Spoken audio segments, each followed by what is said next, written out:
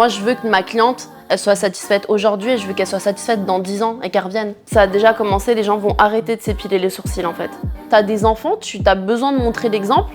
Tu peux plus être là, tu vois, le petit garçon manqué, petite Kaira. Cette personne-là, elle vous veut pas du bien, elle vous veut pas du bien à vos cheveux, elle veut juste prendre votre argent en fait. Quand les gens viennent avec une idée en tête et qui sont complètement fermés, c'est super compliqué, tu vois, de les faire changer d'avis. T'es une vraie pro. Voilà, toi aussi.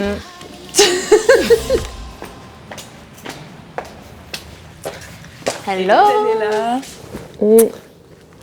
Bienvenue. Toute belle, comme d'habitude. Vos compliments. Merci beaucoup. Merci d'être là. Avec plaisir. Hello tout le monde, on se retrouve entre nous. Alors aujourd'hui, je reçois Daniela Casabiel, qui est bro-artiste, visagiste et spécialiste en maquillage permanent depuis à peu près 10 ans. Tu as ton propre salon dans les Hauts-de-Seine, où tu proposes aussi des formations pour transmettre ton savoir-faire. Et tu es donc entrepreneuse affirmée, ambitieuse et maman. Daniela, tu incarnes la précision, l'indépendance et la passion du métier. Est-ce que tu veux rajouter quelque chose ? Non, je pense que tu as bien résumé mon profil. Donc déjà, je suis ravie d'être là parce que on est de bonnes amies, oui, hein, on en est dehors ouais.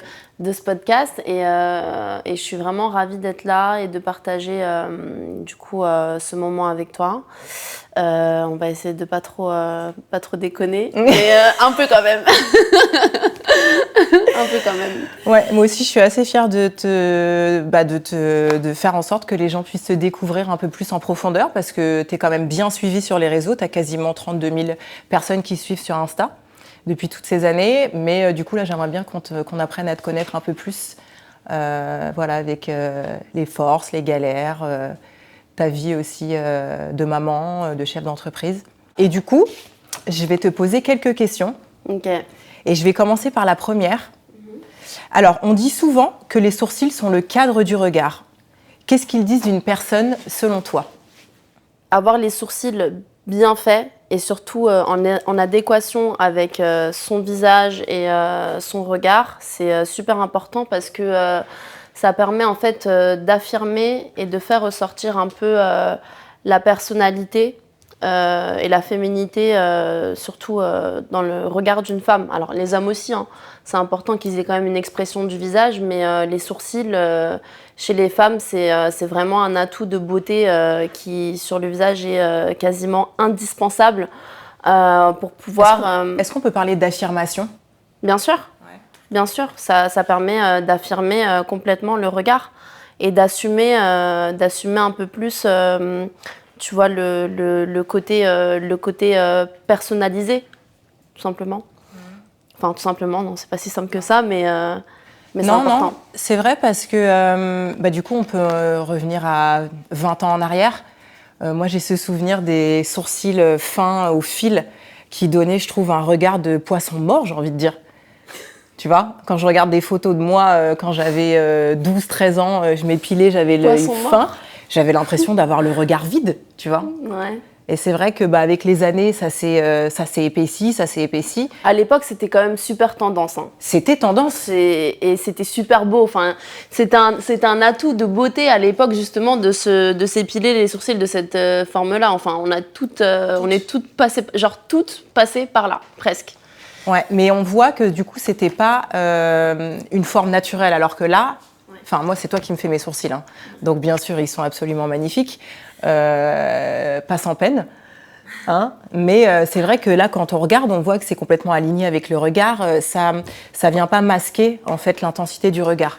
Alors, avec les années, la tendance, elle a beaucoup évolué en ce qui concerne les sourcils. Et maintenant, et je trouve ça très bien d'ailleurs, le but, c'est pas de dénaturaliser le regard de quelqu'un, c'est-à-dire de le changer ou de le convertir complètement. C'est plutôt de le faire ressortir de la meilleure manière possible en gardant le côté et la forme naturelle.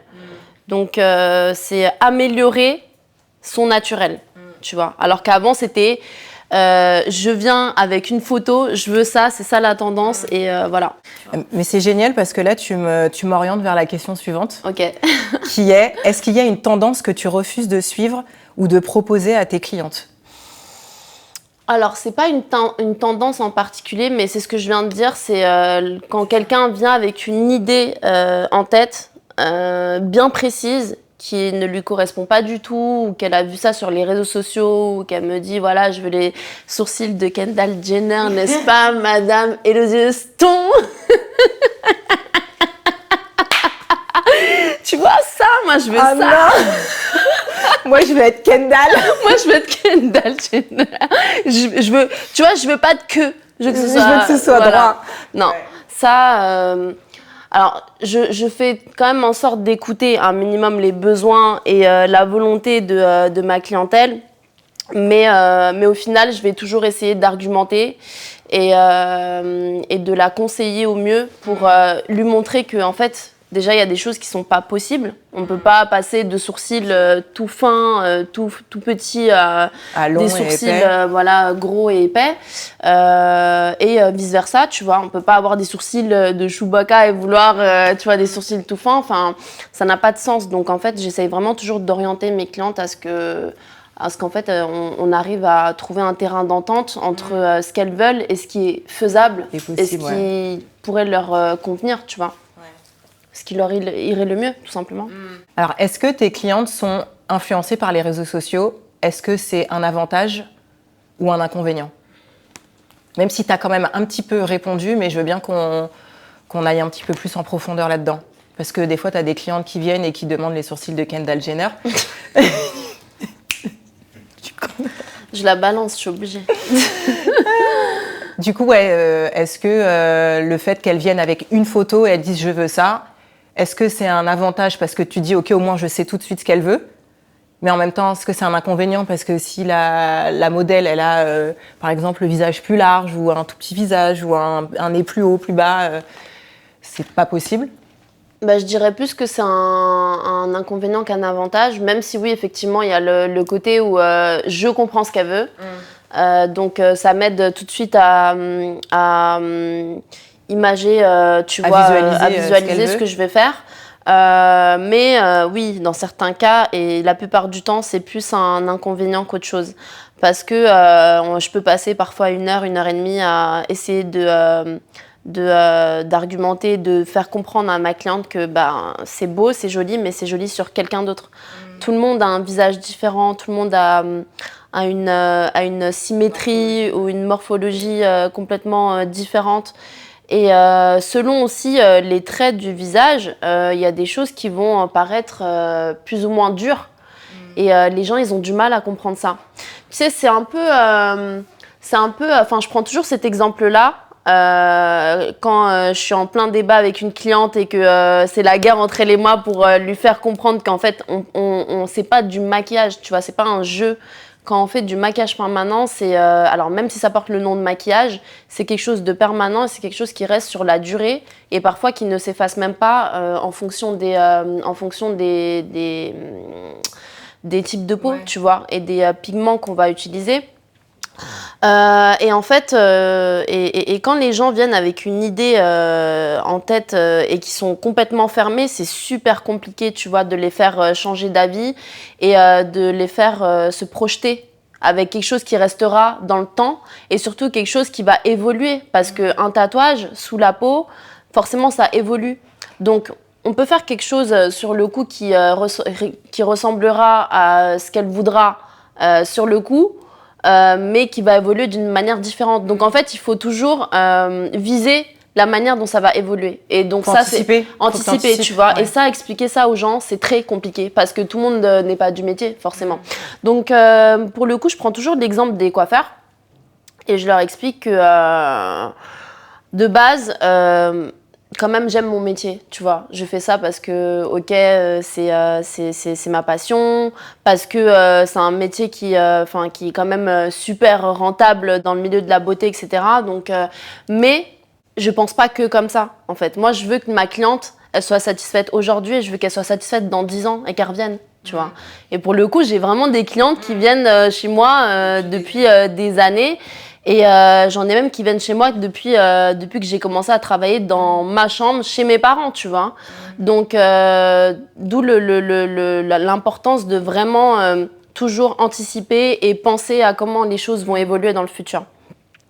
Donc, je prends toujours l'exemple des coiffeurs parce que je leur dis, quand vous arrivez chez un coiffeur et que vous avez les cheveux longs et noirs, pleins de coloration, je prends cet exemple-là parce que ça m'est arrivé, et que la personne, elle vous dit, enfin, vous lui demandez un blond platine, Un blond cendré. Un blond cendré, alors qu'on part sur une base de noir, et que le coiffeur vous dit, ok, il n'y a pas de problème, asseyez-vous. Fuyez en fait, il faut partir. Cette personne-là, elle vous veut pas du bien, elle vous veut pas du bien à vos cheveux, elle veut juste prendre votre argent en fait. Et bah moi, c'est exactement la même chose. Un artiste, un prestataire qui se respecte, il va refuser de l'argent pour le bien de son image déjà, parce que mis à part la cliente, ok, c'est bien beau de faire, de faire plaisir à la cliente. C'est bien beau de prendre ton argent, C'est bien beau de prendre ton argent, mais ensuite... dehors, tu vas représenter mon travail, en fait. C'est ça le souci. Et une fois que c'est fait, bah, la cliente, après, elle se retourne contre nous. On va pas se mentir. Elle va dire, mais regarde, tu m'as cramé les cheveux, tu m'as fait un blond, machin, tu m'as cramé les cheveux, mes sourcils, ils sont comme ça évolue de cette manière-là. Mais en fait, à la base, moi, je t'ai conseillé. Je t'ai conseillé, t'as pas voulu m'écouter, mais pour te faire plaisir, je t'ai dit, ok, ça, faut fuir en fait. Faut arrêter ce mode de fonctionnement. Et en général, ça les convainc. En général, elles sont assez convaincues parce qu'elles disent, je comprends. On sait un minimum ce qu'on fait. Et surtout, je pense que toi comme moi, on est quand même assez bienveillants envers notre clientèle pour pouvoir avoir la capacité de refuser des choses qui ne nous conviennent pas et qui ne vont pas avec notre état d'esprit, quoi, tu vois, dans le travail. Voilà. T'es une vraie pro. Voilà, toi aussi. faut quand même dire la vérité aux gens. C'est dur. Faut quand même dire la toi vérité et moi, aux c'est gens. dur ensemble. Non, c'est compliqué parce que au-delà du fait qu'on est pro, on est des amis et on veut toujours se faire plaisir. Et à chaque fois qu'on ne s'est pas écouté, après on a tellement regretté. Et on se retrouve à devoir faire des trucs, des machins, des micmacs, à détatouer, à devoir couper, à devoir recolorer. Enfin, ne faites pas ça. Mais ça, c'est entre nous. Ouais. C'est entre nous. C'est pour ça que c'est difficile de s'occuper de ses amis. Ouais. Tu vois, de ouf. Surtout ses amis qui nous ressemblent. Ouais. Parce que c'est vrai, hein, pour la petite aparté, elle s'occupe de mon visage depuis 6 ans peut-être, 5-6 ans, avant que je parte vivre en Guadeloupe. Donc 6 ans. 6 ans, ouais. 6 ans. Et moi, pareil. Ouais. Ta fille, elle était bébé, la grande. Ouais. Donc, et une fois sur deux, c'est conflictuel en fait. Ouais, mais, on est tout en mais bienveillant, mais c'est conflictuel parce que moi, j'ai une idée de ce que je veux. Elle, c'est la pro, mais vu que je suis aussi professionnelle, donc je sais... En fait, je crois que je sais on croit son domaine. Elle croit qu'elle sait dans mon domaine. Et du coup, bah, on rentre en conflit parce que soit on n'arrive pas à se comprendre, soit on ne veut pas lâcher l'une l'autre, etc. Donc, mais bon...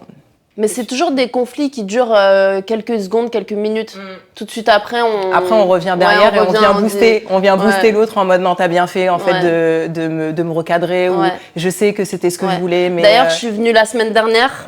J'ai coupé, elle m'a dit non mais c'est trop court. Non mais ça va pas du tout. Mais là, on dégradé, on en discute ou pas? Il est bien. Il est beau, hein? Ouais. Elle m'a dégradé les cheveux, elle m'a fait une couleur. Je suis très contente. Mais quand elle est repartie, elle était deg. Ouais, j'étais deg. Ouais, c'est toujours ça. C'est toujours comme ça. Ouais. Alors, prochaine question. Si tu devais parier sur la prochaine grande évolution du sourcil, qu'est-ce que ce serait selon toi? Je pense qu'au bout d'un moment, les gens, et ça a déjà commencé, les gens vont arrêter de s'épiler les sourcils en fait. Ils vont juste miser sur, d'ailleurs je le fais, petit coup de pub, sur le brow lift, tu vois. Vraiment laisser au maximum pousser leur pilosité. D'ailleurs, c'est ce que je fais. Moi, je n'épile quasiment plus mes sourcils. Je les laisse vraiment au naturel. Alors, je fais un peu de pigmentation, tu vois, quand même, toujours en dessous, pour donner un petit côté structuré. Mais maintenant, la mode, et je pense que c'est ce qui va durer, et je pense que c'est très bien comme ça, c'est le côté structuré, déstructuré, tu vois. Le côté, j'ai une forme, mais c'est naturel, tu vois. Et le brow lift, c'est le lamination dans d'autres pays, c'est comme ça que ça s'appelle. Pour ceux qui ne savent pas ce que c'est une permanente, entre guillemets, ou un lissage des sourcils. Ce qui permet aux sourcils très peu fournis, comme les sourcils fournis, de gagner en épaisseur. Parce qu'en fait, on leur donne une forme de manière à les étirer un maximum. Donc du coup, ça lift le regard, d'où son ombre lift, ça lift le regard, ça relève les poils. Et en fait, ça rend le poil super souple, de manière à pouvoir le coiffer de la manière qu'on veut en fait. Donc moi, j'ai pas eu le temps de le faire là aujourd'hui, mais il m'en reste un petit peu, tu vois, qui sont un peu relevés. Et ça se fait une fois tous les un mois et demi. Et franchement, c'est génial. Même pour les personnes qui ont pas énormément de pilosité. Alors malheureusement, quand vous n'avez pas du tout de poils, c'est mort, c'est KO. Mais quand vous en avez un petit peu, ça permet vraiment de gagner un peu en épaisseur. Et pour les sourcils qui sont épais, fournis, là, c'est jackpot en fait. Ouais. C'est magnifique. Voilà. C'est comme si on faisait un brushing des sourcils. Ouais. Donc oui, en gros, pour toi, la prochaine mode, en vrai, c'est ce qui est déjà, c'est rester dans ce qui est naturel et sublimé. En fait, la nature du sourcil naturel. Ouais. Alors, je pense que le sourcil, ça reste quand même quelque chose d'assez, comment dire, d'assez variable selon les personnes. C'est-à-dire qu'il y a quand même une mode aussi des personnes qui décolorent leurs sourcils pour les avoir super clairs. Enfin, je pense que c'est... Après, on est plus sur un créneau artistique, là. Voilà. Ouais. Oui, mais il y en a plein qui le font. Et en vrai, c'est quelque chose qui va tout le temps évoluer. De toute façon, les modes, ça revient. Tu vois, il y a un moment, il y a aussi une petite tendance, là, en ce moment, des nanas qui refont leurs sourcils tout fins. Un peu à la Edith Piaf et tout, où genre, ça reste des tendances, en fait, tu vois. Ça revient, ça part, ça revient.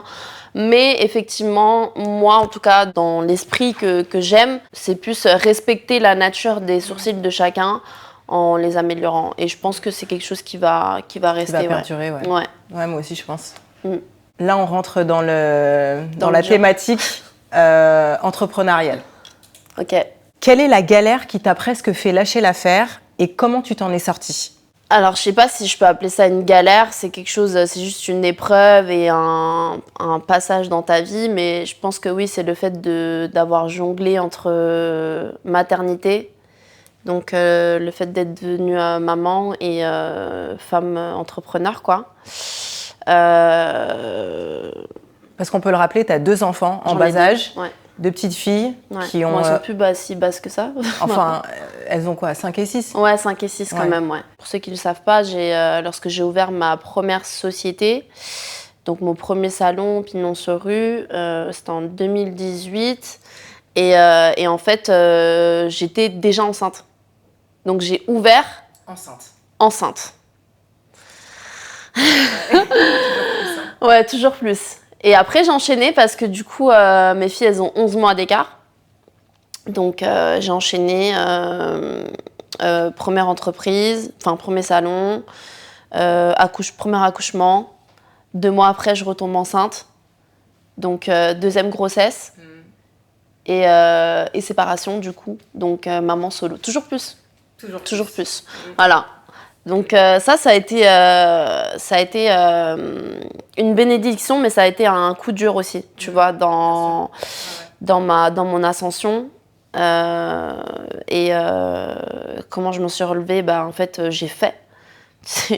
Comme font toutes les mamans, j'ai jonglé entre les deux. Ça a été super compliqué. T'as fermé le premier ? J'ai fermé le premier, ouais. Ouais, j'ai fermé le premier quand même Enfin, ça a duré 4 ans quand même, tu vois. Le premier salon a duré 4 ans ? Ouais. Ensuite, t'as fermé ? J'ai fermé. Et ensuite, t'as monté un empire. J'ai réouvert un nouveau salon. Ouais. Voilà. Un salon de ouf, vraiment. Un très beau salon. Il est très beau. Il est à ton image d'ailleurs au niveau de la déco, je trouve. Ouais. Ça te ressemble beaucoup. J'ai fait toute la déco. Oui. Trop fière de moi. Ouais. Et oui, du coup, qu'est-ce que ça t'a appris pour justement là, parce que t'as beaucoup changé quand même, je trouve. Même comment tu gères ton business, comment tu gères ta clientèle, etc. Moi, je sais, je suis au cœur. Donc, je vois bien que t'as changé beaucoup de choses quand même, tu vois, dans ton approche auprès de la clientèle même. Ouais. L'humilité. Ouais. C'est ça. Ouais. Je voulais pas le dire. Ouais. L'humilité parce que... parce qu'en fait, la vie, c'est ça, c'est rempli de surprises, c'est rempli d'imprévus, d'épreuves, machin.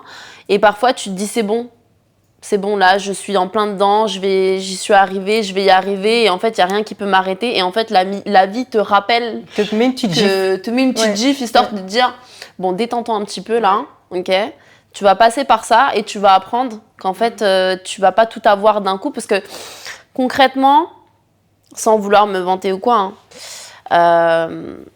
j'avoue, j'ai jamais rien, entre guillemets, échoué, tu vois, dans ma vie. Tu vois, je viens quand même d'un pays sous-développé, dans lequel j'ai grandi jusqu'à l'âge de mes 8 ans. J'ai eu la chance, tu vois, d'être venue ici en France, parce que j'ai eu la chance d'avoir un papa qui m'a reconnue, etc. Et du coup, qui s'est marié avec ma maman et qui m'ont ramenée ici en France. Donc, j'ai pu bénéficier quand même d'une enfance bien, tu vois. Et tu viens d'où ? De Cuba. D'où la Havane, enfin le Havana. Donc, en fait, j'ai eu la chance d'avoir quand même une belle enfance. De faire des études, enfin les trucs qui sont tuba et banals pour les autres, en fait pour moi c'est une chance parce que je viens de rien, tu vois. Et tu sais, j'ai tout réussi, enfin il y a pas un truc que j'ai pas entrepris, que j'ai raté et qu'après j'ai recommencé, genre mes diplômes. Alors j'étais pas forcément la nana qui était super régulière et super l'école c'était pas trop mon dada, quoi, tu vois. T'es pas studieuse. Je suis pas studieuse, mais j'étais pas nulle, tu vois. Je faisais vraiment le minimum parce qu'en fait, je savais ce que je voulais, tu vois. J'étais vraiment... Déterminée. J'étais déterminée et je savais ce que je voulais et je savais surtout ce que je voulais pas faire. Moi, ce que je voulais faire, c'était quelque chose qui me plaise, qui m'anime tous les jours. Donc, un truc qui me passionne, tu vois, qui me donne envie de me réveiller tous les jours et qui a un sens pour moi. Et c'est ce que j'ai fait. Ma mère, elle a toujours été super coquette. Elle m'a toujours montré comment faire. Ça a toujours été... Enfin, ma mère, ça a été mon modèle, entre guillemets, de mode et beauté. Donc, je savais ce que je voulais faire. Et en fait, j'ai toujours tout obtenu de manière quand même assez simple, assez facile. Et pareil, quand j'ai ouvert mon business, à la base, je voulais même pas ouvrir un business, en fait. J'ai fait ça parce que j'ai arrêté l'école. Je me suis dit, je vais passer mon permis de conduire. J'avais 19 ans. 19 ans, ouais. Je vais passer mon permis de conduire. Je vais faire une petite année sympa, cool, où, tu vois, je vais... Mais à côté de ça, je voulais quand même des sous. Parce que faut savoir que, ok, j'étais pas très studieuse, mais j'ai toujours travaillé à côté. Depuis que j'ai 14-15 ans, je demandais pas d'argent de poche à mes parents, tu vois. Et voilà, donc même quand j'ai commencé à bosser de la maison, d'ailleurs, je remercie mes parents de m'avoir laisser faire ça, parce que c'est pas tous les parents qui te suivent oui, c'est sûr. dans ce genre d'aventure, tu vois. Ils m'ont laissé développer ma clientèle et mon business à la maison. J'avais 19 ans. En fait, ça a super bien pris, direct. Je me suis fait à 19 ans un portefeuille clientèle genre qui s'est développé super facilement. À l'époque, les réseaux sociaux, c'était pas du tout comme maintenant. C'était bouche à oreille. Voilà. Ouais, c'est que du oui, mais il y avait quand même j'étais quand même sur Instagram, mais ça a pris rapidement parce que justement, j'étais, je pense, dans les premières à utiliser Instagram de cette manière-là, tu vois, à des fins professionnelles, business. Ça a tellement bien pris que au bout d'un an, au lieu de reprendre mes études, en fait, j'ai continué. Et de fil en aiguille, j'ai pris un studio. Après, j'ai pris mon premier appartement. Après, j'ai pris un studio pour uniquement travailler dedans. Et puis après, j'ai pris mon salon. Et en fait, il n'y a pas une chose que j'ai entrepris qui m'a pas réussi. Tu vois. Donc, je pense que j'ai dans ma tête... Tu t'es dit, je me suis dit, je suis... je suis là. Je suis là. Tu vois. Je suis là. Et puis, j'ai pas besoin des gens. Surtout, je me disais ça, j'ai besoin de personne. Alors que c'est complètement faux, en fait. Ouais, complètement faux. On l'apprend à nos dépens, hein. Ouais, c'est complètement faux. T'as besoin de tout le monde autour de toi. T'as besoin de t'entourer. T'as besoin du soutien des tiens. T'as besoin d'avoir un bon entourage amical aussi, tu vois. La personne, si t'es avec une personne, je pense que la personne avec qui tu es aussi, c'est important qu'elle te booste, qu'elle t'encourage, qu'elle te booste, ouais. Voilà. Soit à l'écoute. Ouais. Et puis, chaque client est important, en fait. Et je pense que le fait de m'être, entre guillemets, un petit peu cassé la poire à ce moment-là, du moins être passé par cette épreuve-là, tu vois, ça, je pense que ça m'a forgé, ça m'a fait du bien. Et ça m'a aidé à prendre du recul sur moi-même, tu vois, sur ma manière d'être, ma manière de me comporter, ma manière de parler, mon élocution, sur plein de choses. J'ai évolué, en fait. Et puis, t'as pas le choix, en fait. Tu deviens parent, t'as des enfants, tu as besoin de montrer l'exemple. Tu peux plus être là, tu vois, le petit garçon manqué, petite Kaira qui parle n'importe comment. Non, t'es obligé de donner même si parfois ça ressort malgré toi, tu vois. Mais t'es quand même obligé de donner un minimum l'exemple. C'est important. Ta vie, elle prend Je suis d'accord. Tu peux être fière de toi, Daniela. Merci. Ouais. Si on devait montrer l'envers du décor de ton métier, qu'est-ce qu'on y verrait et que personne n'imagine? Moi, je pense que avec les années, surtout dernièrement là, après le Covid, etc., il y a eu un pic ou vraiment une montée de l'esthétique et de l'esthétisme, surtout dans mon corps de métier, tu vois, qui a fait que ça s'est beaucoup dégradé.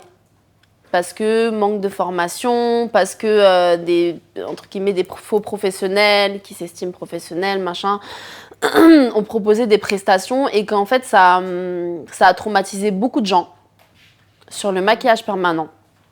Ça a traumatisé beaucoup de gens. Et les gens non plus, tu vois, qu'ils sont quand même assez réticents à donner confiance aux autres, surtout lorsque ça vient des réseaux sociaux, tu vois. En général, maintenant, la clientèle, elle vient plus, et ça, c'est un avantage pour moi, Dieu merci, par recommandation et par bouche à oreille. Parce que, justement, elles savent qu'un tel a été et voilà, et que ça s'est très bien passé, et que ça perdure depuis des années, que ça bouge pas, tu vois. Mais faire confiance maintenant à une PMU, tu vois, dans le maquillage permanent, ou à une visagiste, c'est très compliqué, parce qu'en fait, il y a eu tellement de ratés. Et quelque part, moi, ça m'attriste parce que ça décrédibilise, tu vois, quand même notre professionnalisme. Malgré le fait que ça fait des années qu'on fasse ça, ça décrédibilise pas mal de gens. Donc ça, c'est vraiment un sujet au jour d'aujourd'hui. Je pense que les gens devraient peut-être un peu plus se former, que les marques aussi. Il y a un gros problème au niveau des marques. Surtout les marques de pigments, etc. Parce que on a fait confiance à certaines marques, mais en fait, avec le temps, on se rend compte que c'est pas bon. Ça vieillit pas bien, ça vieillit pas bien du tout. Donc je pense vraiment. Donc les fournisseurs. Ouais. Alors je parle pas de tout le monde, hein, mais vraiment, il y a eu des marques qui ont explosé, qui étaient super reconnues, etc. Les gens ils se sont empressés d'aller faire leur formation, etc. Et au final. Avec le temps, tu te rends compte, et les retours clients, tu te rends compte qu'en fait, c'est vraiment pas bon, tu vois. Ouais.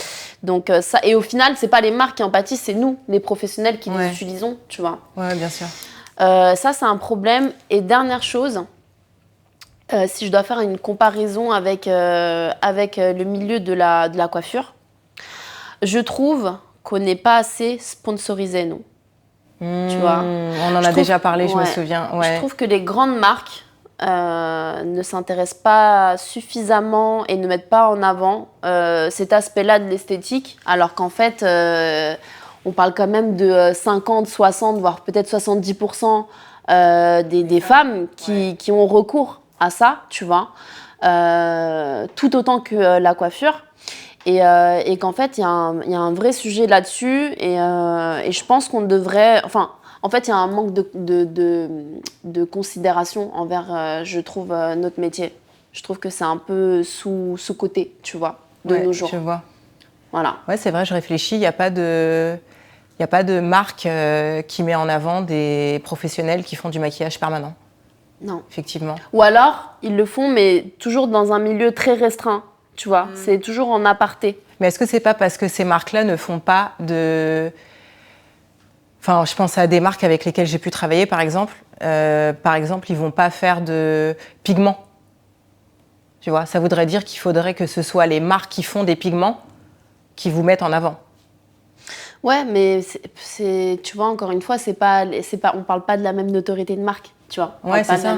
Et parce que tu vois, je réfléchis par exemple, si on parle de L'Oréal, est-ce que L'Oréal fait des pigments? Non, mais L'Oréal fait du maquillage.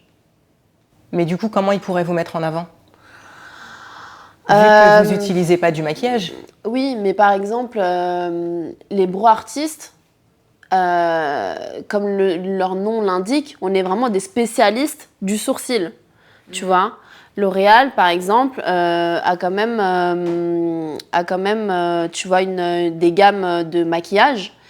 Et je sais pas comment ça se passe avec les maquilleuses, si elles sont assez formées, etc.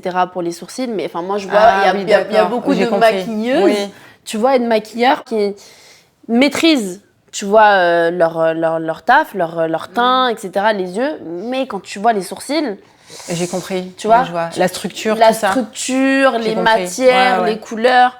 Ben en fait, je pense qu'ils sont pas assez formés, tu vois, dans l'art du sourcil. Ouais, je comprends. Et c'est là où, du coup, les bro artistes pourraient intervenir, tu vois. Parce que nous, on est vraiment, comme toi, tu es spécialisé dans le cheveu, nous, on est vraiment spécialisé dans le regard et dans le poil, entre guillemets, des sourcils. Donc, c'est clair que ça va pas être au même niveau qu'une maquilleuse ou un maquilleur qui a tout un autre travail à faire, en fait. Les lèvres, le teint, les yeux et plein d'autres choses.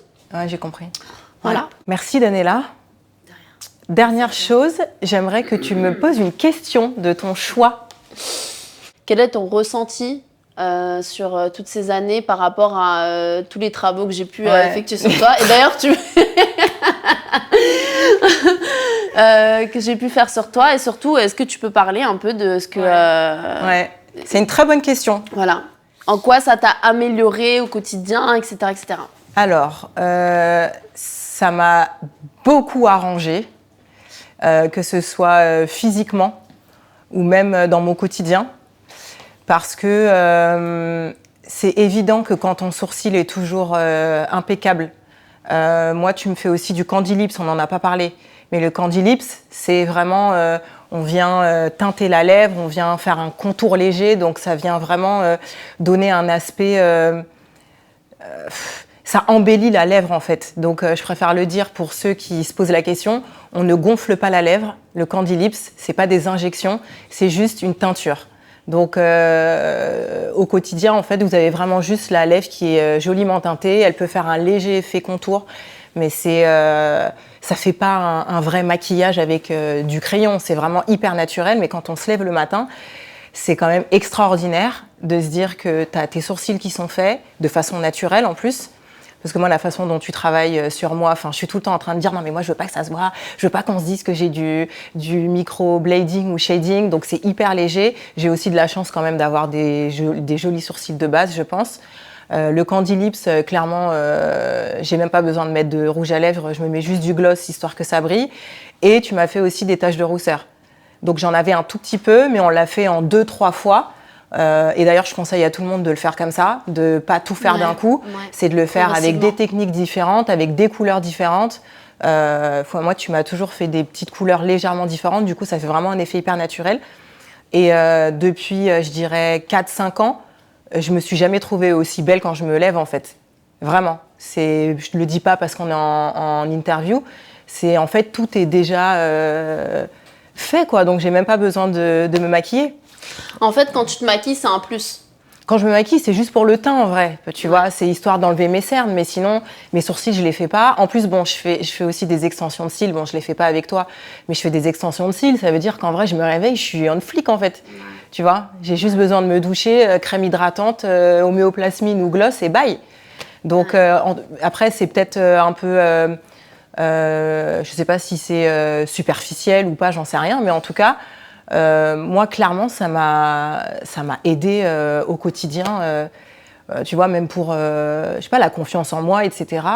Même si des fois, je me dis, putain, mais en fait, là, je dis que je suis naturelle, mais en vrai, je suis pas naturelle. J'ai des faux sourcils, j'ai des faux cils, j'ai une fausse couleur de lèvres. Personne ne le sait, t'inquiète. Personne, bah là, tout le monde le sait. Mais clairement, quand c'est bien fait avec quelqu'un qui comprend, qui est surtout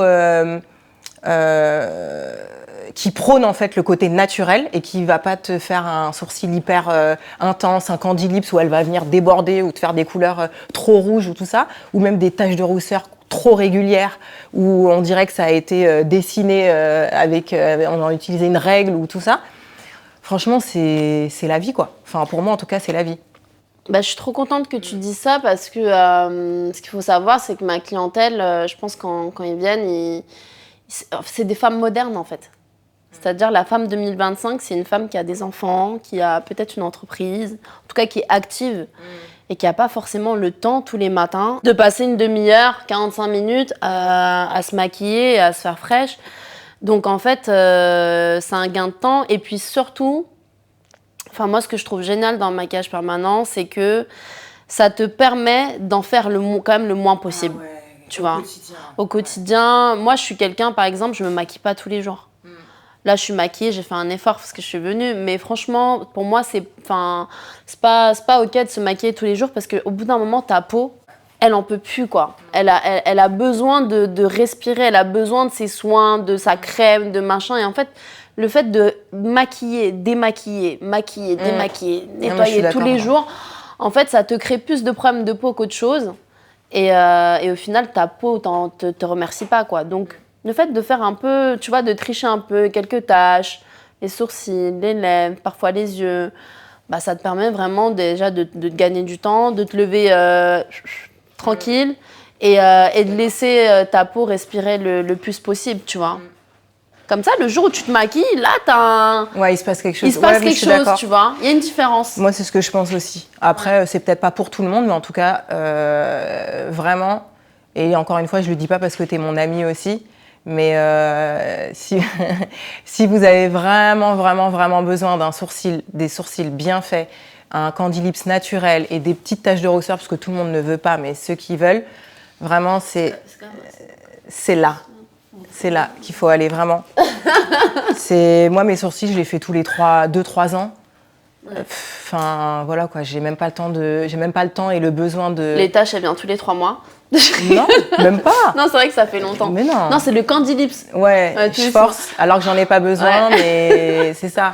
Mais non, vraiment, enfin, voilà. Je pense que t'es utile dans notre société. Ouais. Merci. Ouais. Merci Daniela. Merci, c'était très Elodie. enrichissant. Ça m'a fait plaisir de te recevoir. Ouais, moi aussi. C'était très marrant. Ouais. On s'est bien terminé. Merci de nous avoir suivis dans Entre nous et à très bientôt.